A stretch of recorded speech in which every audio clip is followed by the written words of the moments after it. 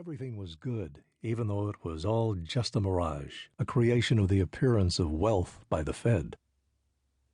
It is frequently thought that relieving an alleged shortage of money will solve all social problems.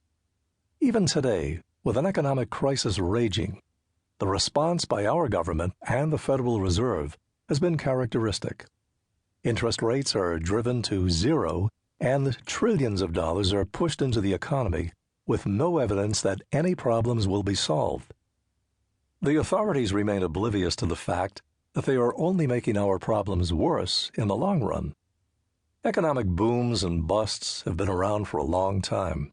Tragically, the innocent who understand little about the complexity of the monetary system suffer the most, while those who are in the know reap great profits, whether the market is going up or down. Only an understanding of how the monetary system works can correct this problem and protect the victims caught in a vicious economic downturn. Everyone should have an intense interest in what money is and how it's manipulated by the few at the expense of the many. Money is crucial for survival. It is necessary for maintaining a free society. A healthy economy depends on it. Limiting political power is impossible without it. Sound money is essential for preventing unnecessary wars. Prosperity and peace in the long run are impossible without it. To understand money, one absolutely must understand what a central bank is all about. In the United States, the central bank is the Federal Reserve, the instrument by which our money and credit are constantly manipulated for the benefit of a privileged class. I've written this book to explain why I think the system of Fed domination must come to an end. I've been speaking and writing on this subject for more than 30 years, but there was a time when hardly anyone cared what I had to say about this subject.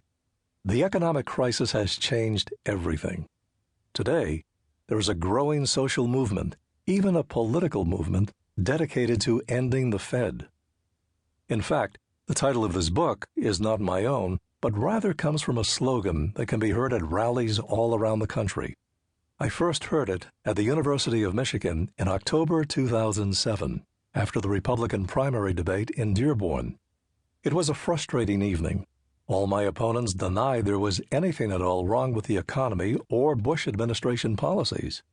But afterward, I was able to speak to more than 4,000 students in the Quad at Ann Arbor.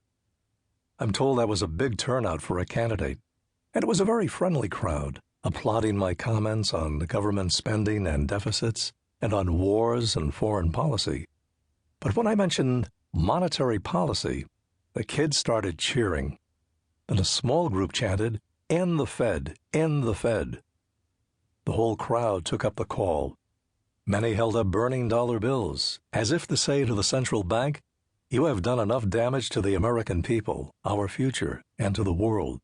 Your time is up." Then, in September 2008, at my counter-convention in Minneapolis, 12,000 people started to chant long before I even mentioned the issue of the Fed. I laughed and said, "Wait a minute," but they did not. For money, its quality and future, is surely the issue of our times. I've always been an optimist about the cause of sound money. But even I never imagined that the anti-Fed cause would become material for popular protests in my lifetime. All around the country, people are gathering outside Federal Reserve buildings to protest against the power, secrecy, and operations of the Fed, and chanting this great slogan. Their goal is not reform, but revolution, an end to the Fed. I'm thrilled. You should be too, since ending the Fed would be the single greatest step we could take to restoring American prosperity and freedom and guaranteeing that they both have a future. I have no doubt that some people consider such protests to be shocking, radical, even dangerous, but the truth is that they arise from an impulse deeply rooted in our nation's history. The 19th century saw many similar protests against the national bank system and the attempt to centralize money and credit in a government-sponsored, government-backed institution that operates in complete secrecy. One might say that this is a populist cause. It is also a libertarian cause.